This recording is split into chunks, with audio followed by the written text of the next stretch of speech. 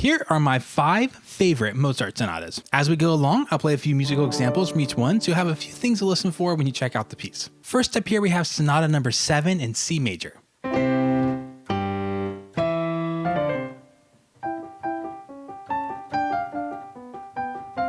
already you can tell from those first few measures, one of the things I love about this piece is just the contrasting of big, giant orchestral sound. And then little cute Mozart sounds. And if you didn't think that was cute enough, check out the second theme here at measure 35. But don't worry, it doesn't stay happy the whole time. Now that was all part of the first fast movements. Let's check out just a second of the slow middle movement.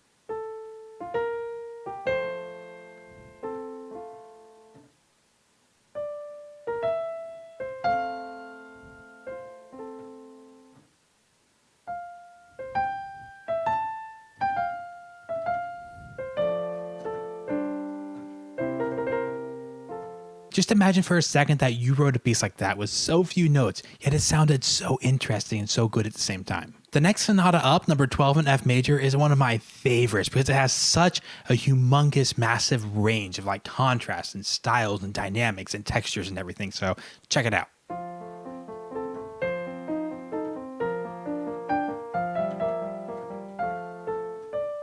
Four measures later, that beautiful section ends like this. And this part goes completely insane, like that was all on the first page. The second page gets this.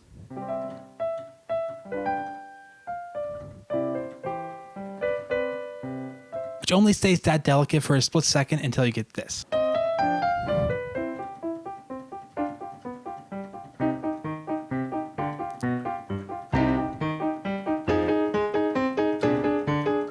All right, our third sonata is Sonata number 8 in D major, which basically makes it on the strength of a great first movement. I mean, listen to this intro here.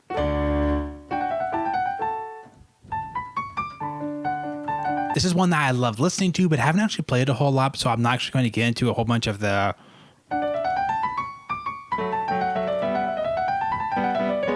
I just want to mention real quick that I have seen lots of your guys' positive comments. For those of you wondering like how to help me make the channel bigger, keep commenting. That's really nice. Like the videos and then share with some friends, because those are all things that the YouTube computers look at and they go like, we don't know if this video is good, but people are liking it and they're commenting on it and they're sharing it with people. People must like video. We will show 2 more people. All right, up next here we have quite possibly the best one. I mean, it's up there number 1 or 2 for me. And in fact, it's one you probably know, but you just don't know that you know it. More on that in just a second. Here's how it starts.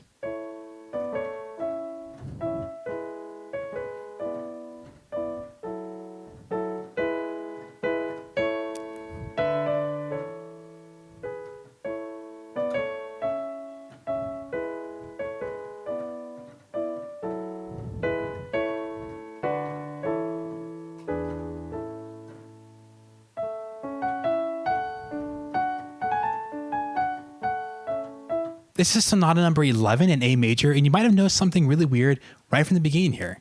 It didn't start fast. Like most Mozart sonatas just go like off to the races first movement. And in fact, it's a theme and variation. So not only does it start slow, but you do a variation set. So the first thing you're going to do after you play that intro is you're going to do it again, but slightly varied.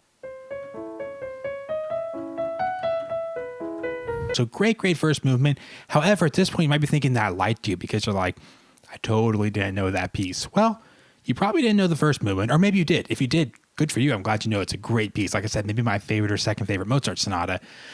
But there's a third movement, and this is what most of you know. Yes, the third movement is the overplayed yet often undermastered Turkish march. That gives me some terrible ideas. Like what if the beginning was major and the middle part was minor, like.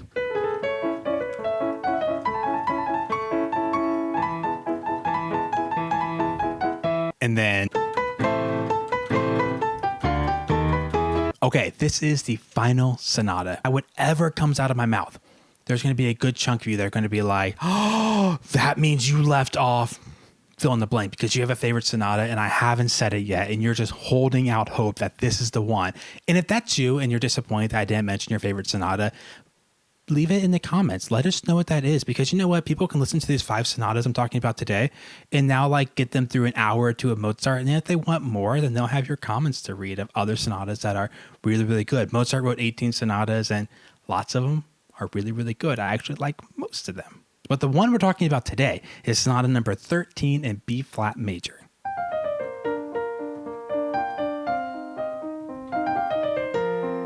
There are so many great things that we could talk about in this sonata, but I really want to highlight the third movement for you because I can remember exactly where I was the first time I heard this third movement. I was singing in class, another piano player played it, and like at the beginning, I was like, it's okay.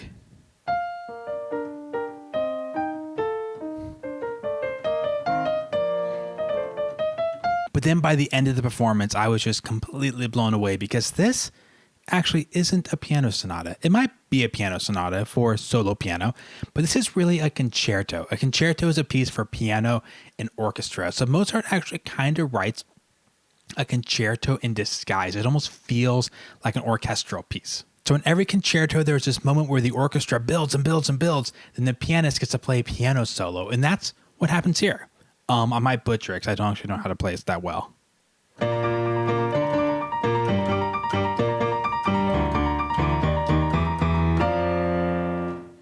Wasn't bad.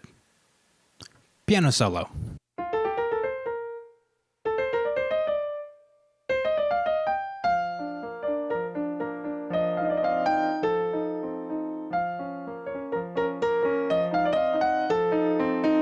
And then like any good concerto, the cadenza eventually gets to something like...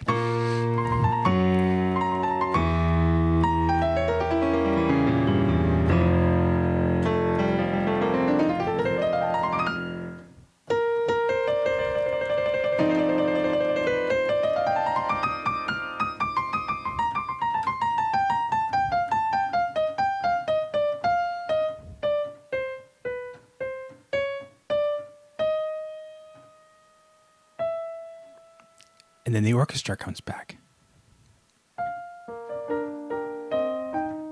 Anyways, Piano Sonata number 13, absolutely incredible. I am not doing it justice trying to sight read it right now for you, so go check it out. Go check out any of these 5 pieces. Actually throw in Sonata number 1 and 2 and 16 into your listening list so you have 8 sonatas to listen to by Mozart. And if you get done listening to those 8 and absolutely love it, for sure, go listen to the other 10 because you're almost halfway through listening to every single Mozart sonata. He's a great composer. Most of the sonatas are really, really good.